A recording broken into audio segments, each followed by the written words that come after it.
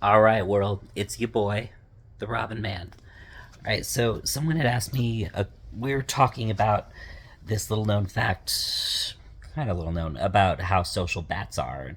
There's this whole thing where with vampire bats, they'll share blood with each other in an effort to encourage community, and they hold grudges and remember friends. It's this whole thing. And he was saying, like, he always never thought of bats as being social, even though they're mammals, because of ideas of Batman and being like a loner and apart from society and making it, doing it on his own grit. And the thing is, there's such a fundamental flaw in that it's going to be wonderful to know. So go on this journey with me. So Batman is the opposite of that idea. He was one of the first major heroes to have a sidekick. The original Batman material, he was a very different person. He was kind of gruesome. He used guns and knives, and he decided when someone was bad, and then he hunted them down mercilessly and murdered them, and then just walked off completely unaffected. Total sociopath, total badass. But Comics Code Authority came into play. In the 50s, Red Scare, gayness, all that. So suddenly they got a PG up their biggest seller. Part of the way they did that is adding Robin, who is a young boy that the younger readers were supposed to associate with and see it as more like a kid's comic because there's a kid in it now. Um, all the gay implications that came later.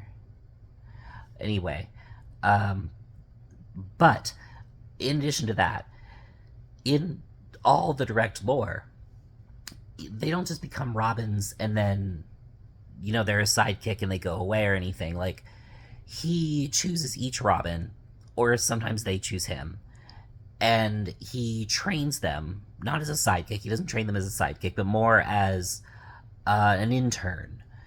And they always have to follow his orders. He has to call the shots. The second they disobey him, they're not a Robin anymore, and that's happened a few times. But it's an internship to be a grown-up superhero that is like him and is part of his Bat family, which is the literal name that him and his vast network of family members are all under. The Bat family, sometimes called the Bat Network. And as these interns grow up and they eventually feel that they can do more out on their own, separating from him, either to make their own identity or just to cover more ground, because he never really needed the backup. He was doing that to create more people in his family, his network, to help solve the problem better. And so the goal is for them to leave. It doesn't always work out that cleanly. That is what happened with Dick Grayson. It was, no, some bad feelings. There always is. He's kind of a dick sometimes, but it was pretty amicable. Jason, obviously, spoilers. Bats failed, but Jason also fucked up. Like, it was his fault that he fell for the dumbest thing ever. And Bats tried really hard, but Jason was not very good at being Robin. And then died, and then came back and had the coolest storyline you've ever heard of, with assassins and blades made of blood. He's a fucking badass now. He's Red Hood. Is now back into the Bat family, even after they had that conflict where Batman was like, it's cool you're alive, but you sure murder a lot of people. No bueno. And he was like, fuck you, bro. You let me die. Why should I have to do what you say? But they actually come to mutual respect, and he does join the Bat family, Bat network. They can call upon him when he needs, when they need him, when they need everybody to respond. And he can call upon the members of the Bat family. And he has gone in and helped them with widespread situations several times. He's not a first choice because of the animosity, but he always shows up, and he's always there for it. As far as the killing thing, he doesn't get too carried away with it, and Bats kind of just looks the other way for now. They have fights, but kind of just ends there. Tim Drake, there's a lot of ideas about whether Batman found him or Tim Drake hunted him down. There's different continuities, but Tim Drake came next. And wanted to be the new Robin because he figured out everyone's identities and knew what was going on and knew that what had happened with Jason Todd just by fucking detective work. Dude's a sleuth. He is said to have the potential to be a better detective than Batman. Even in current continuity, he's the future Batman. Right? So Tim Drake obviously is in the Bat Network. He only leaves so that he can get experience leading a team to improve his tactical skills. And he does amazingly. He does amazingly. And there's that. There's obviously Damian. That hasn't played out fully yet. I mean, he Robined him, but Damian just loves murder. He just loves it way more than Jason Todd. And he's so good at it. And he was real traumatized as a little boy. Trigger warning for SA. But interesting thing that gets overlooked in the comics, and honestly I think should be talked about more, because if they're going to introduce this aspect, then it's actually a pretty valuable subject to explore how his character feels about this and anything. But Damian, okay, so he's the only one that's biologically his son. Some people say that means he cares a lot more, invests more. It can appear that way. I think the relationship is a little different. I think it's less about the genes. I think Damian is really proud of that. He makes it a big deal that he's the best and only real Robin because he's truly his son. Batman makes a different, more focused effort and prioritizes him and seems like he's favoriting him because Damian is the most serial killer of all of them. And keeps whoopsie killed a guy, but can I still be Robin? It was just once. And he's like, we're gonna let that one slide too. And then having to have discussions of like, if he's brain dead because you beat him so bad, I mean, that's not good either. You kind of killed him. Like he's brain dead. He's like lobotomized because you hit him so fucking much. Cool it. You're 10 years old. That happened when he was 10 years old. So it's more of a fear. And so far it's been justified because in current continuity, he got sick enough of it that he ripped off the Robin. He's off the map right now. Not technically currently part of the Bat family. He's gonna be. Bruce is looking for him, hasn't given up, but he doesn't want to be right now. But this is just to show that the family is prolific. There was even another Robin.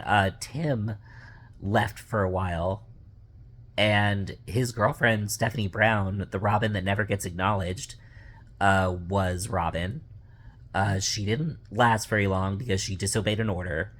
And, that's it with Batman. Like, it's not a partnership. He never pretends that it's a partnership until you've already kind of graduated Robin Hood or whatever your younger thing was, and you're, fully established as your own hero. Then he'll treat it more like a partnership, like he does with, Nightwing and plenty of the others. But, yeah, she got fired. And there's a lot of tiff about, he had Jason's costume displayed in a shrine in the Batcave when they thought he was dead. And later, Stephanie Brown does die, but not while as Robin. She's trying to be another superhero named Spoiler. And no one really gives a shit or ever acknowledges it even happened. It turned out she faked her death, but, she didn't have to. Nobody cared. It sucked. I think could have. She was cute. She looked great in the suit. Anyway, that's just some Robins that people know of. There's so fucking much more. There's another Bat family member that was trained in the sense kind of a Robin, but never was a Robin. He wanted to be his own kind of intern qualification. His name is Signal. He's actually the only that I know of in the Bat family that actually has a metahuman ability. It's not a lot. It has to do with the way he sees light, so it can help him track stuff for people down, see things that happened. It's very vague. It just moves the plot along, but it's not like, he's super strong or, has laser eyes. It's just a thing. It has more to do with how he sees things. Yeah, but, his stuff has to do with light. And Batman you only ever see him at night. And that's mostly because most of the crime in Gotham really does happen at night because it's such a compact industrialized city, whereas Metropolis is very spread out. Gotham's very pressed together. So during the daylight hours when people are at work, all of the streets and sidewalks are completely packed. So you're not going to get as much street crime. when there's not as many places to lure people. But he does realize, like, well, it's not like it never happens. And he's not asleep during that time. That's when he does all of his planning and reconnaissance and research and all that and training. He only sleeps 2 hours a night. He micro sleeps. But, he needs someone for that. So he chooses to have a intern, is my word for what he does with his sidekicks, take on, like, okay, wait, we'll let one of the little guys handle some stuff that does happen during the day, and that's Signal. There are so many Batgirls. The original Batgirl, Barbara Gordon, is obviously core Bat family and in the network. After she got shot in the spine by the Joker, she was paralyzed from the waist down, and so she was in a wheelchair. And she had the most inspiring character arc of any superhero I've ever seen until they rewrote it or kind of fixed it later on. They made her walk again, but she was this really badass disabled superhero. And I mean, there was a memorable scene where, Roz and the Shadows or whatever bullshit is sending like a butt ton of assassins to every Bat family member to test Tim's ability to get to all of it at once. How can you save everybody? The Batman never could. But, Tim and the other previous interns that are now working on higher levels, at that time, Tim is still somewhat under Bat's orders, but he's running his own teams now. Like, he's gone more of an equal.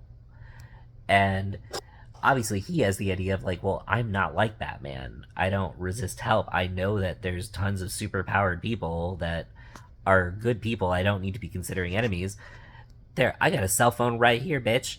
And he just starts texting, and he's got super people in 1 second covering every one of them. Like, everyone just shows up and they're like, oh, ninjas. So like humans, because I have like every power in the world. So this was pointless.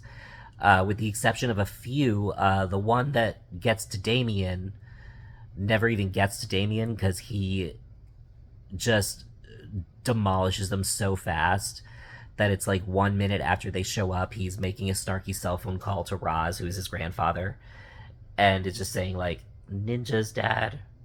Really? Ninjas, Grandpa? Really? That you sent me fucking ninjas? Like, come on. Roz and Talia trained him. But my favorite was the like 200 fucking ninjas they sent to Oracle, which is the name she took when she became paralyzed.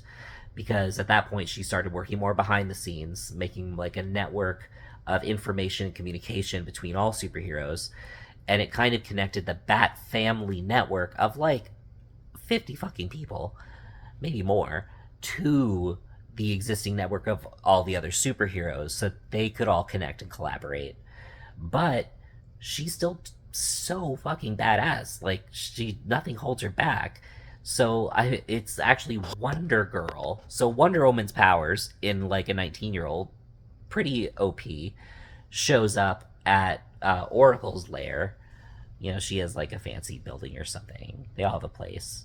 But keep in mind during all of this that all of these people I'm mentioning, they share the Batcave. Like, that's often used as a hub. All of them share all of their locations, often the Batcave. But, yeah, anyway. Sort of more to the point. I'm sorry. I'm trying. It's just all so great. But,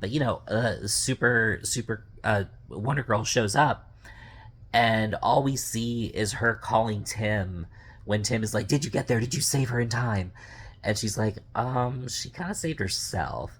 And it just shows her, like, she just walked in the door, and it's at the door frame, and all you see in the center of this huge room is a pile, like a pile of, like, 200, probably not dead, but sure beat to living fuck ninjas, just collapsed in a mountain that's got to be, like, 13 feet tall of people.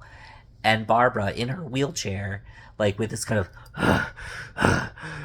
kind of thing, with like that just with that little bit of hair in the face, and just holding two Eskrima sticks out, and like she ninja'd all of them into submission before anyone ever needed to help her. So consider that kind of level in the Bat network Um, and Oracle, as Oracle, does actually become a network for all superheroes, increasing the Bat family's reach even more. Um, she provides communication. You instantly, if you don't know this bad guy that you just ran into, Oracle, what do you have on him? And she can pull up everything because she's like supercomputer genius. She's like the smartest people in the world. It's just scary serial killer brother. You should Google that sometime. Yeah, Gordon's weird family. But Batgirl, Barbara Gordon, also decides now that she has ascended into Oracle and gotten to be her own person, she's not just going to let Batman take on more Batgirls. If more Bat people want to train specifically under Batman, they could just be Robins or whatever else. I'm going to get into the other people later. But there's that. But she starts training Batgirls. Some start with Bruce and end up with her for further training. Some just work with her. And that's when Stephanie Brown, who was both Robin, spoiler, then Robin, then spoiler again, is now the best Batgirl in my opinion. Just the most fun. And in current continuity, she went back to being spoiler for a while because they're just trying to sort out. They got a lot of characters with the same name. Cassandra Cain. I believe she started with Bruce, but eventually worked mostly in Barbara's group, the Birds of Prey. They all had bird themes. But she also brought in, I think there's another, it's Cassandra, Barbara, Stephanie. There were some that subbed for like a day, and there's other bird themed people that she brought in that were part of the Birds of Prey network, which was a subsidiary of the Batman network. So there was still intercommunication, family, literally meals where they all get together as a huge family happen. But I mean, she even Hawk and Dove, who are sometimes men and sometimes women, and both as man and women are the only, if when they're in Birds of Prey, they're the only men.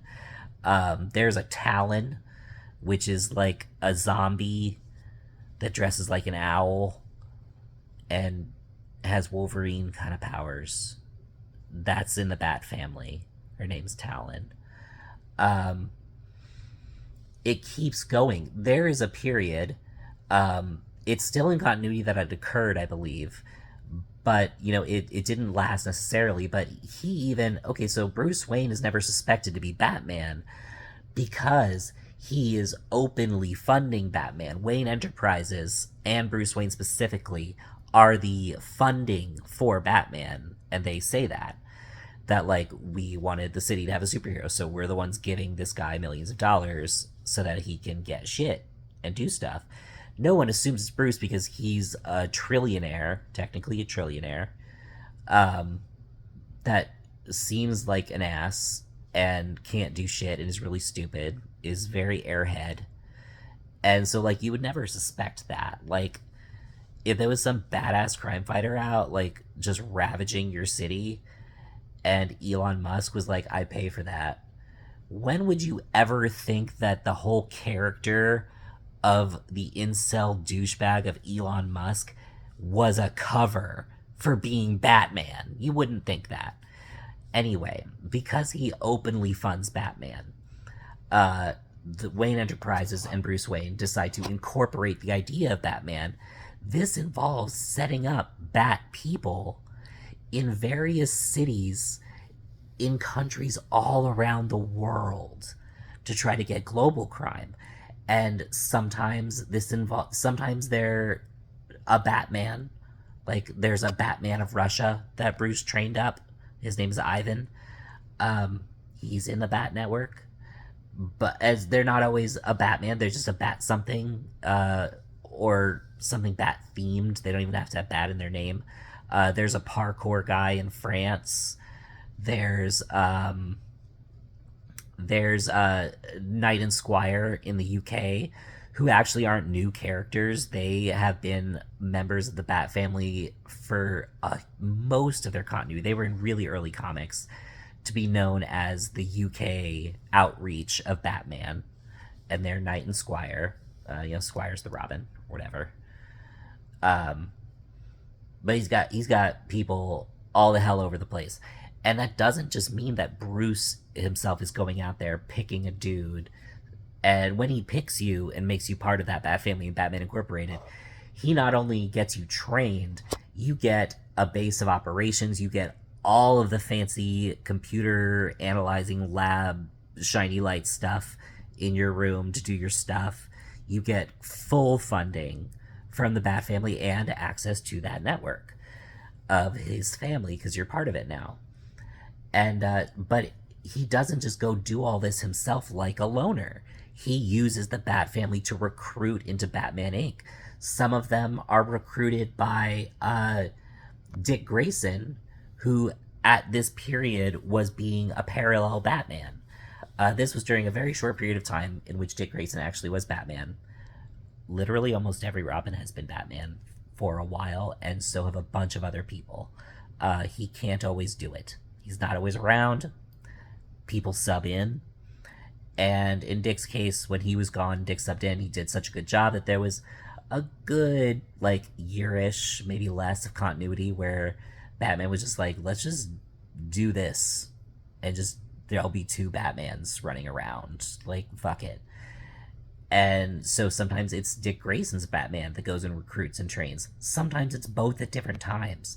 They'll meet one, train for a while, then here's another Batman, or here's one of the Batgirls, or here's a different Robin, all recruiting, using that family network. Not to mention, Alfred is his dad. If you've ever wondered why he calls him Master Bruce, this is addressed in the comics, and it's fucking adorable. So the parents, the dead ones, they picked Alfred not primarily as a butler, but someone that they knew could protect their boy no matter what. He, depending on the continuity, has various special forces training along lines of Green Beret, Special Forces, MI6, tons of that. He is like one of the best actors in the world and can use prosthetics really well. Tactician, like, he can be scary.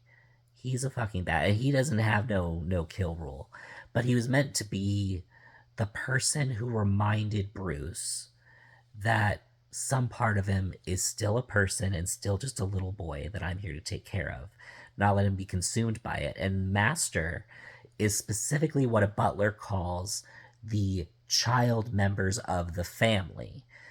The kids are, master this. It can't be mistress. That sounds horrible. There must be another word for that. But master it's a term of endearment and a way to say that, like, yes, I do things for you, but you are considered Master Bruce, which means that you can't actually give me instructions. Your parents do, more like a nanny. And then when they get older than that, if they're still with the family and so the butlers will be in their employ, then they would change the title to, is it Sir or Mr.? A more grown-up title. But he won't stop doing that. He calls Bruce Master Bruce to humble him. So if that's not fucking familial, I mean, he brings him sandwiches and soup. He stitches him up when he gets, beat to hell, like, every fucking hour. Like, it's kind of beautiful. And more of the value that he puts on family. People don't all know this, but Batman, he sees himself as out there winning. You're referring to I'm fighting a war or there's a mission. He means that literally. When he created Batman, or in some interpretations, when he created the persona of Bruce Wayne and allowed himself to be himself as Batman, whatever, he did literally see a mission with steps and goals that meant it had an end.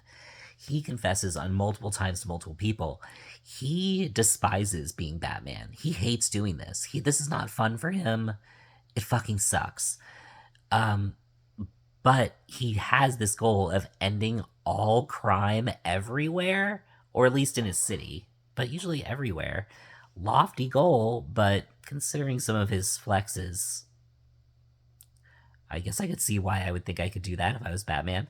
But he thinks that's going to happen probably within his lifetime, and then he's just going to stop being Batman. That's his plan. He wants to not be Batman anymore. His intention is that all of these members of the Bat family are the ones that are going to keep going so that he wins his mission, ends the goal, ends the crime, brings stability and safety. And he's trained up all these people that are at least at his level in some aspect of the job, so working together can meet him, and some surpass him. And they're the ones that maintain that utopia that he's created. They are meant to keep going. And there's a really beautiful side note about this, about Nightwing's name. So Nightwing could be said the first member of the Bat family. Not exactly. I mean, Bruce with Alfred, I would think, is the first member. I don't honestly consider his parents part of the Bat family. I'm sorry. They're fuel for the fire, not resources that he can currently reach out to. Except for the fact that, he's a trillionaire.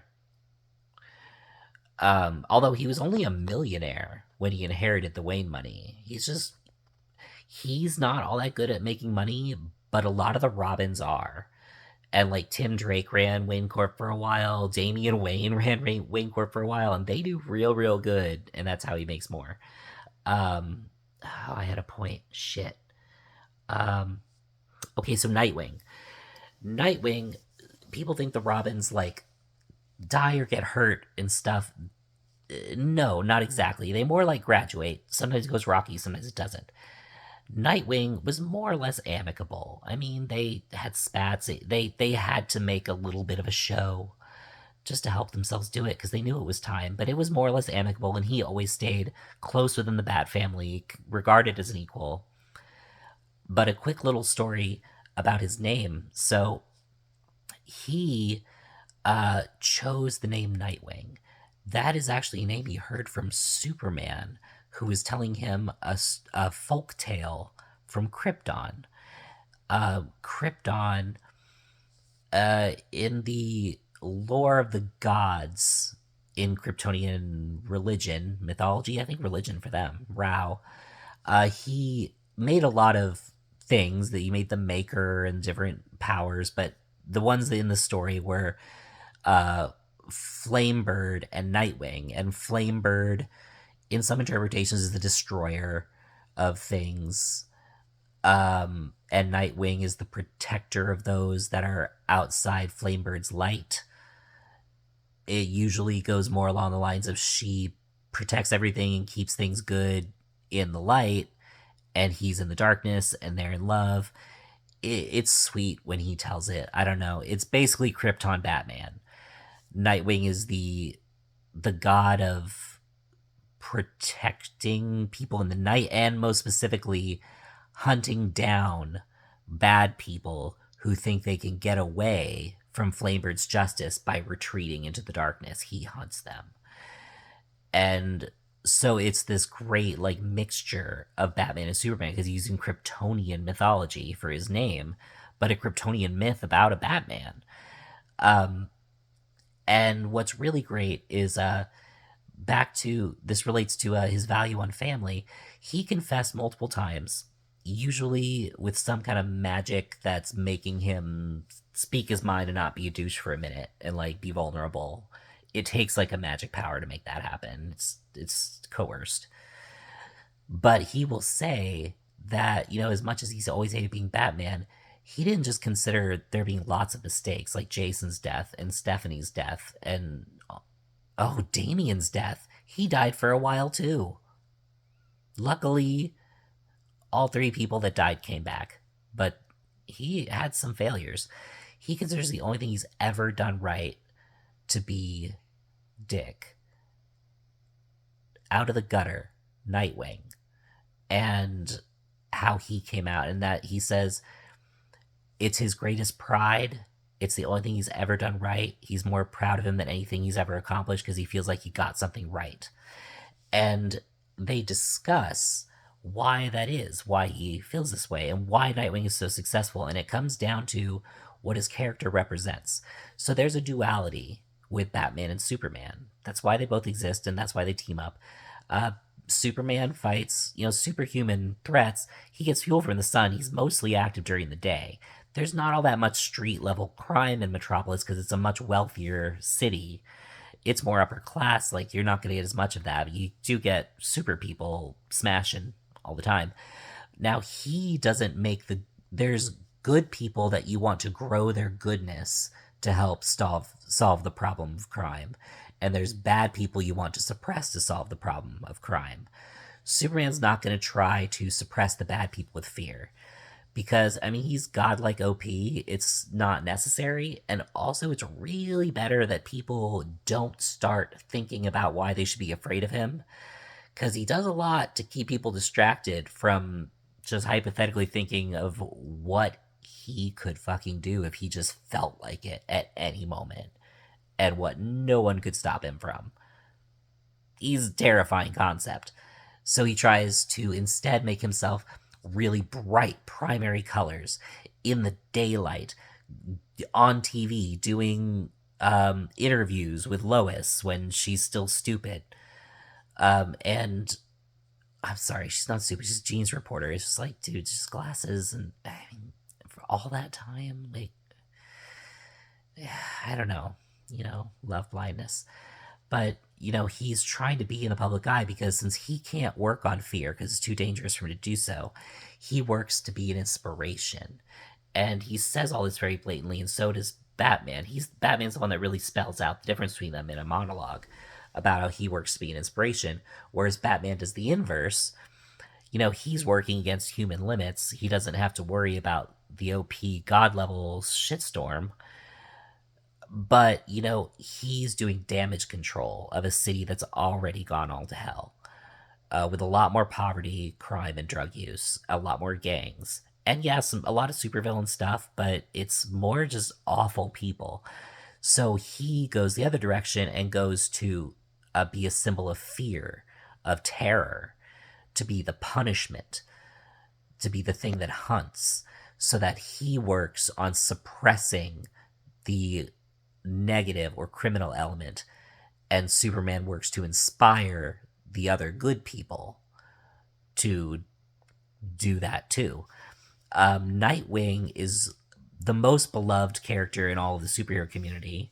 It looks wise, they compare him to being like the male version of Wonder Woman. Like, everyone's in love with him, and he's super cute. I think Jason's a lot cuter, but it's just me. But he's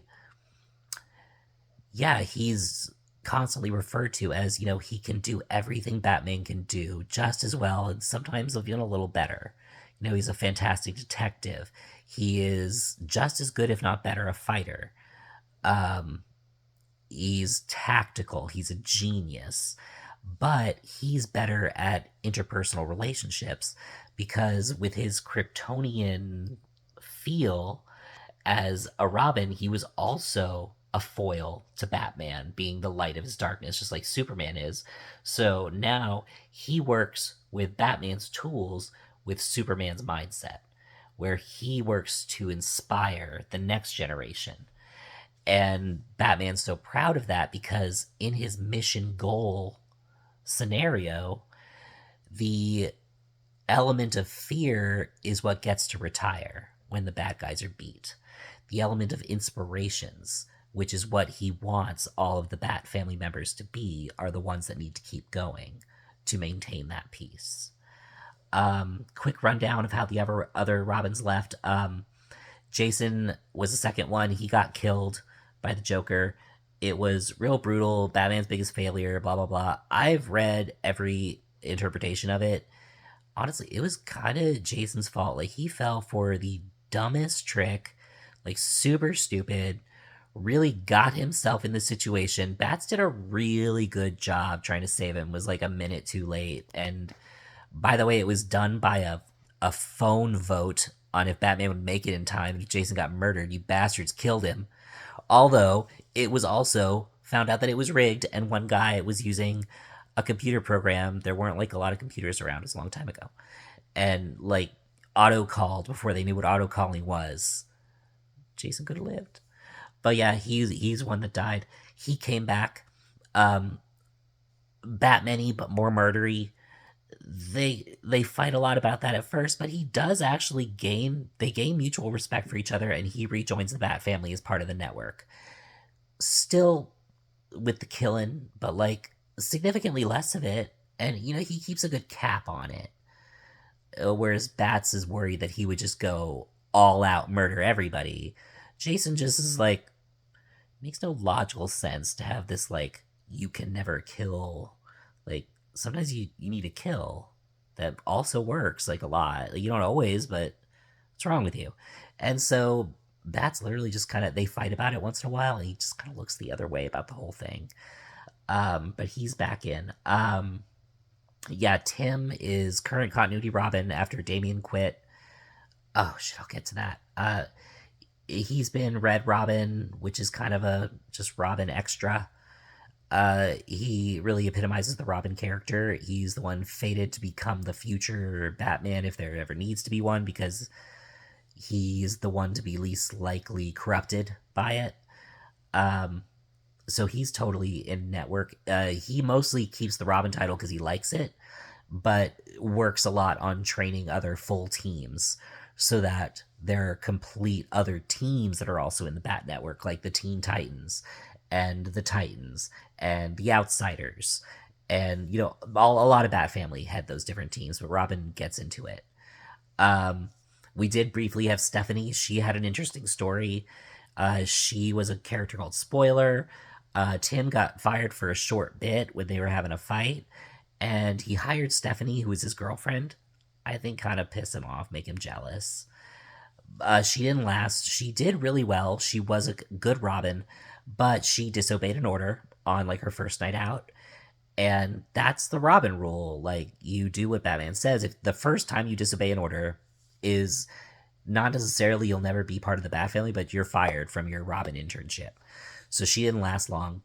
Went back to being Spoiler. Died. Unlike Jason, who got a fucking shrine in the Batcave when he died. He didn't do shit for her. Some say she wasn't a Robin when she died. Some say it doesn't matter anymore because later they retconned that she faked her death and she came back and kept being Spoiler for a while. Either way, that sucks. Like, even if you're Robin for a day, you deserve a little shrine when you die. She came back Spoiler for a while, ended up apprenticing with Barbara Gordon. I might have mentioned before, Barbara is Bat family that trains her own interns that are also part of that, but are trained as usually female, but not always Bat people under her. And she took Stephanie, became my favorite Batgirl ever. The continuity didn't last. She eventually went back to being Spoiler, but she was a kick-ass Batgirl, and she's still Spoiler. We got Cassandra Cain, another one. She started out with Bruce, I think, for a bit as Batgirl, but mostly was working under Oracle, under Barbara Gordon. So there was another Batgirl, and they were both working at the same time most of the time. I mean, they're not shy about just sharing names if they run out of Bat things. And I mean, the Birds of Prey, which is Barbara Gordon's outfit, like, they took on tons of heroes that would be connected to the Bat family, like Dove and Hawk and Dove, who are, they have superpowers. I don't know if you call them both meta, that different people take the titles. There's lots of drama. Sometimes Hawk is a man, sometimes a woman, sometimes Dove's a man, sometimes Dove's a woman. A male Hawk got to be in Birds of Prey, so there was at least one male. So did the girl Hawk, woman Hawk. But I mean, even there's a character called Talon, who was originally a villain in Batman, who is a zombie who dresses like an owl and has Wolverine powers, but bird theme, so she takes her in, and she's a bat. Anyway, the world is covered in bats because he has spread bats, and those bats make teams of bats, and there are exceptions to every rule, and every rule is meaningless. Some are he's connected to supers, he's connected to different levels of intimacy within that family. People move around, but they're all connected. They all work together, and there's always an understanding that in a dire emergency, or if a bat family member is risking going the way of Jason, which they bring up all the damn time when he got brought back to life, but Stephanie never gets mentioned just because she faked your death. Oh, and P.S. Damien. We'll get to Damien. Um, Damn. Okay, so flip to Damien. Damien is his only biological son, and you may see people think that Bats favors him or treats him differently for being a biological son, because he does train him more intensely, more closely, gets more emotional, gets more into it, seems more invested. Now, on Damien's side, yes, he's very proud of his genetic makeup and will frequently tell the Robins he's the only real Robin, he's the best Robin, only I'm his real son. But knowing Bruce legally adopted all of these kids, and he calls them all son and daughter, or I don't know if you'd say child when they're grown. I'm sure you wouldn't say offspring. I'm sure you just use their name if they're non-binary. I know we have there's a Bat woman who has connections with the military and is part of the Bat family a lot of the time. She's lesbian though. Tim Drake's bisexual. There's fluidity in the situation there. I mean, Halo is part of the team roughly for a while, and Halo is non-binary because she's made of a sentient computer's soul merged into a corpse. But the point is, right, Damien. He's so much more invested because Damien is the most serial killery and needs the most help if he's going to be salvageable. Because Damien, for the first 10 years of his life, was trained with his mother, Talia, and the grandfather, Roz, and they run like an assassin's club that, I don't know, all the assassin's clubs think that like they're the ones controlling the world. I'm like, there's a lot of you guys, like phone book. But, you know, he was trained real good, but in strictly lethal, aggressive, ferocious shit. So, like, it takes a lot for Batman to break him from the killing and the darkness. And he keeps slipping up like it's not a big deal. Like, just like, oops, I murdered that one, but I think that one really should have been murdered. And I am your son, so I'm going to keep being Robin, and we're just not going to talk about this. And he's like, I mean, I guess it's only like 4, so I mean, besides the hundreds from before you stopped, or thousands, or having to have discussions with him about like, okay, you didn't exactly keep the no killing rule. If you beat him in the skull so many times and so hard that he is fully brain dead now, as in a complete vegetable because of the swelling in his brain. Like, for someone that was trying to mug a woman with a knife, excessive. So, you know, with concerns like this, obviously he's going to put a lot of effort into Damien, because, and Damien's situation right now, he got sick of the not killing, even though he had oopsie killings all the time.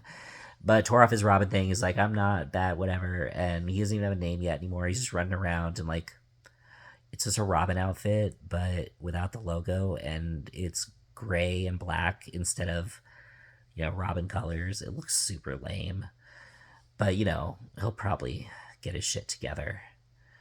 And the last thing I'm going to talk about in this full hour of Batman rant, it's not a full hour, but I did do this. There's a subject that I'm going to approach that I think needs to be talked about more in the Batman lore, in the actual comics coming out, at least explored in the character dynamics and actually addressed, because they brought it in almost as a retcon or an addition to, like, we didn't know this before, but like they introduced this purposely, and I think it could be a powerful thing to have in the narrative. Trigger warning for SA, um, and just, sexual things, trauma stuff. So that said, Damien is actually the offspring resulting from a rape. Talia and Batman were kind of on again, off again all the time. They seem to love each other for like a few issues. It's kind of a Catwoman stand-in a lot of the time for him.